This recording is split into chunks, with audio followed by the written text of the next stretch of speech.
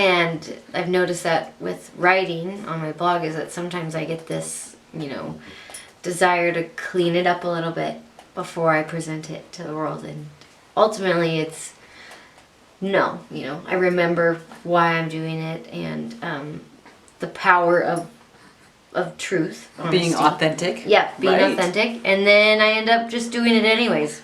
Yeah, that's fantastic. Mm-hmm. Thank you for doing that.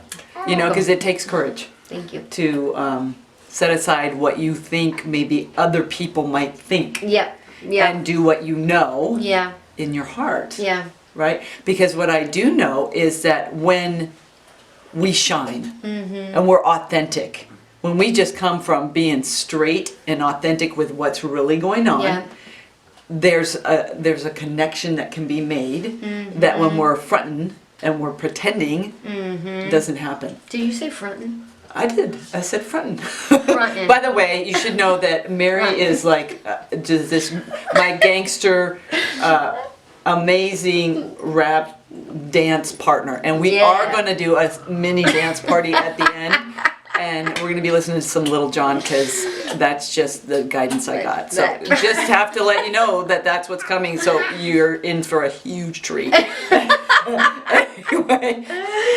Yes. So, but what I was trying to say is that when we shine our light, like when we really like just full out, like here it is, that does give permission to others to do the same, right? There's a famous poem about that, and it's really true, right? Because then it becomes okay at times for sometimes when people are like, I gotta look good. Well, when your look good is like, forget about the look good, I'm just gonna be real here. That is so moving, and it's there's a connection that can get made, and a healing that can often occur that wouldn't normally happen. Yes. Which brings me to listen to your mother. Tell us about that. Listen to your mother. So it is a movement. I mean, there's no doubt about it. It's a movement. It's giving a voice to women. And it started in Madison, Wisconsin, by a lady named Ann Imig. And basically, every year around the same time, so auditions are tomorrow here in Spokane, women come up with these stories, and men. Last year there was a man in the play, and I sat down to write a piece, and it was divine intervention and totally flowed. I had Hobbs at that point, and I knew I had a story to tell, and I just didn't know exactly what it was. So I just kind of opened myself up to that experience of like, okay, I'm gonna try out. I want the platform. Like I had a strong desire to be on the platform, but really I think even honestly before the platform, I was like, when you say the platform, do you mean like on stage for the show? Is that what you mean? Yeah. Because many of our audience members wouldn't know what that. Sorry. What is the platform? Yes, the platform of like. What is that? The actual performance. Yeah, got it. The actual performance. But I remember before I even auditioned, I was like, okay, like just sitting down with two complete strangers and creating that space of like, this is holy, this is sacred, this is like a time to just sit and tell my story in front of two people. And those were the people who were selecting the participants? Yep. Got it. Stacy and Elise, they are the producers here in Spokane. Okay, gotcha. And so, I just like, just getting to that point was like, oh God, like it's like getting ready for a race. It's like protein bars and like doing little bicep curls and like you're just doing some push-ups and jumping jacks. Maybe some burpees. Just trying to get ready, man. Get your game face on. I was so scared. So I was like, I'm not gonna do it. And then I did it. And then you did it. And then I freaking did it. Right. And then you did it. Then I got selected to be in the show, which was amazing. I mean, coming together with a bunch of women, sharing stories, like it was all the things, like it was crying, it was laughing, it was connecting throughout the weeks leading up to the show, and then the piece that I wrote was selected to be in the book, which was amazing because 2 people from Spokane got selected to be in the actual book. Yeah, it was like That's really awesome. Published author, which is like my bucket list. Yeah. And if I would have never tried out, right? would have never You had. hadn't been willing to shine. Yeah. And I just want to acknowledge you for being willing to be a tool. Right,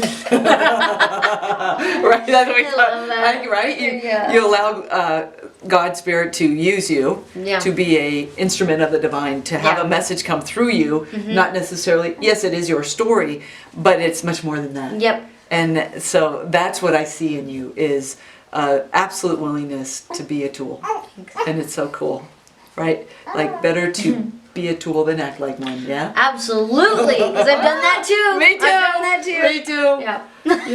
So Mary, if you were to give a word of encouragement to someone who is out there and is a mother or even just anybody out there struggling with something they're dealing with in life, because you certainly dealt with some things, having a special needs child, having goodness 4 children that you're dealing with on a daily basis takes something. Yeah. And I'm sure there are times when you don't feel like it and you do it anyways. So if you were to give a word of encouragement to shine into somebody's perhaps dark moment, what would you like to say? Oh, I've already had a day. I was like, so I can speak to that. I would say it's just to be forgive yourself. Forgive yourself. I have lots of ideas about how it should be, how I should be mothering, what it should look like, all those shoulds. Yeah. And I have to forgive myself sometimes 100 times a day. Yeah. Because it's very gentle. Yeah, be gentle with yourself, be kind to yourself, forgive yourself, treat yourself like you would your best friend.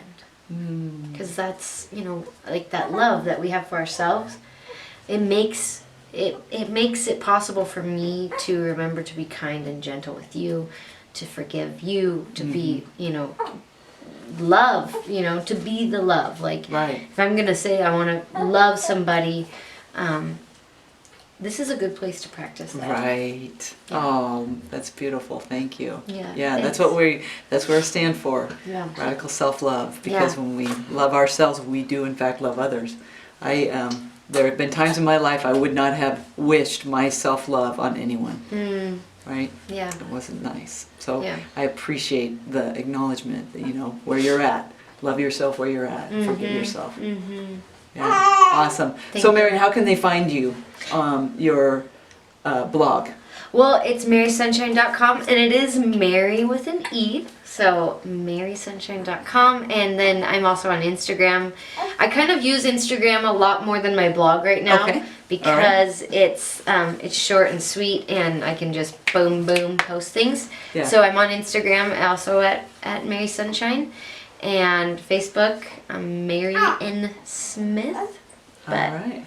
Yeah, come say hi, reach out. So you invite people to email you and absolutely. I'm all about share stories. More the merrier. Awesome. You see what I did there? Yes, I did. That was awesome. Wow. See what I mean? What? Yeah. All right. Well, thank you so much. I really appreciate the work and the good you're doing in life. And I always love to be around your glow. Ditto. I love you. Thank you. I love you too. Well, should we have a gangster rap? We will. But first, I'm going to say thank you to the audience. We appreciate you. We invite you to tune in next time to the Goodness Forum, where you'll meet more wonderful, extraordinary people who are doing extraordinary good. Thank you so much. See you next time. Bye. And stay tuned for the Gangster Rap Party.